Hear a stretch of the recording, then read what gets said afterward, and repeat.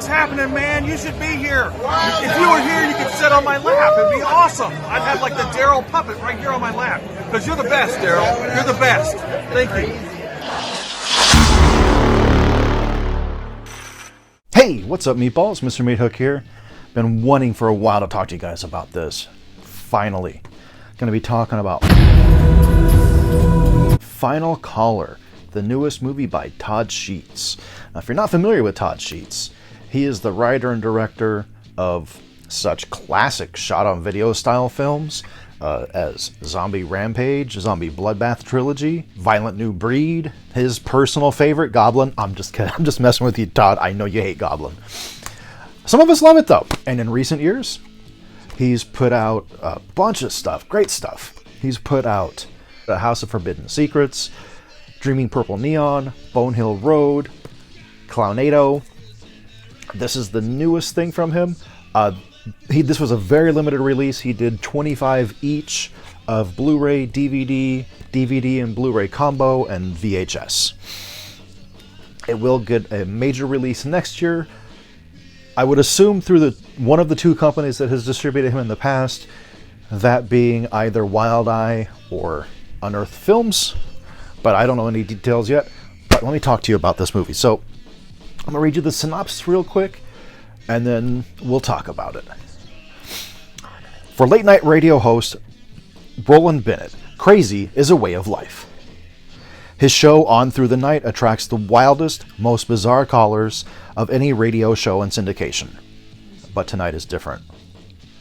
Tonight, the show has truly crossed the line into hell. Tonight, a vicious killer is on the hunt for fresh blood. And he wants to make sure his favorite radio host is involved every step of the way. But simply calling in isn't enough.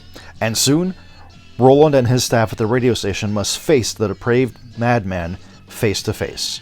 And because everyone thinks it was just another radio stunt orchestrated by Roland for higher ratings, they're on their own against this savage, bloodthirsty maniac. Who will survive this night of the damned? Let me tell you guys, this has Todd Sheets regulars in it. We got Jack McCord, Douglas Epps, got Dylan Von Harvey in a cameo. We got a cameo by Sheila Brandon Allen, who a lot of people loved in Clownado with her famous line, "My name's not Flo, bitch!" Which, by the way, makes an appearance in here. I'm not spoiling much. That's in like the first 2 minutes of the movie. We also got Alex Brotherton. We got Rachel Lagan.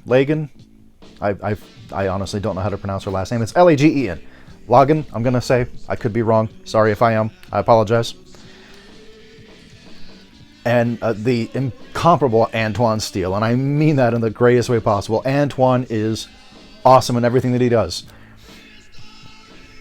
And I mean that. By the way, Todd, I still would love to see a D'Urville Suite movie, standalone movie. Just saying. Anyways, on to the actual movie itself. This movie is seriously tense. The gore is fantastic, which, I mean, you expect that from a Todd Sheets movie. It is, in my opinion, just a tad too zoomed in at times. I would like to see a little more farther out, but that's kind of a Todd Sheets staple. It's super zoomed in on the gore. That's how he does things. Not knocking him for it, just I would like to see it pulled out just a tad bit. Nice squishy gore, lots of great sound as far as that goes. The music is fantastic. Got music in here by Matt Cannon, who I personally discovered in Madeline Deering's Spirit Animal. But I know he's been doing a lot of other sound lately as well. This movie, seriously, one of the best of 2020. And I'm going to tell you something. Because of the pandemic, this has been the year for indie horror to shine. And it really, really has. It has gotten plenty of opportunities it wouldn't normally have gotten because basically nothing was coming out. So people pumping out the indie horror, they really got a chance to shine this year. And this is a perfect example of that. This is definitely in my top 3 of the year. When I rewatch everything later in December, I will have an actual ranking, but for now, Douglas Epps, performance of a lifetime. I absolutely mean that. I'm always honest and I'm fair. His acting is not always all that good. But he's also not a professionally trained actor. So I'm not mad at him for it. I don't think it detracts from the movies that he's in. But he's not the best actor. But in this movie, especially towards the end, when he turns it up... This day just keeps getting better and fucking better. Over fucking reacting? Really? Excuse the hell out of me, Jessica, if I'm just the tiniest bit upset. Let's do this! Fucking kill me! Do it! Holy shit. Jack McCord, performance of a lifetime. You're afraid to live, to experience anything. You walk around offended by every fucking thing in life. Well, I'm about to really offend you, Molly. I always thought his best performance was in Dreaming Purple Neon. It's now in Final Caller. A lot of the, like Antoine Steele, he's how he always is. Dylan Harvey, she didn't really get that much of a chance to really show if she's grown any because she's not in it much. But yeah, when this comes out, guys, I highly recommend this movie. On a scale of 1 to 10, 100% this movie is a 10.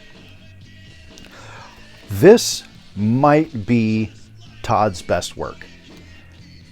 It's definitely in the top 3 if it's not his best. This movie is fantastic. Now, I will say it's not going to be for everybody because some of the acting isn't that great.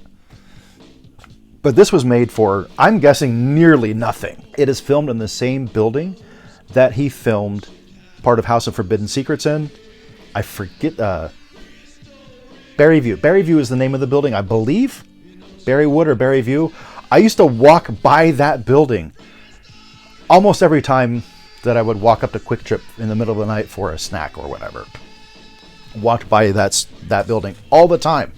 I know exactly where that movie was filmed. But it's all one location. And I loved it.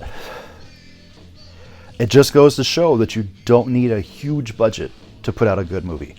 I mean, in more capable hands, well, I don't want to say more capable hands. With more capable actors, I think it could be a hell of a lot more people's tea. Because some people will be turned off by the not amazing acting. But for me, it doesn't matter. Now, I have to be honest, Todd is my favorite filmmaker of all time, so there's always that, but I can always call a bad movie too. Like some of his early stuff especially is really bad. That doesn't mean that I don't like it. And this movie, like seriously though, this is probably his best work.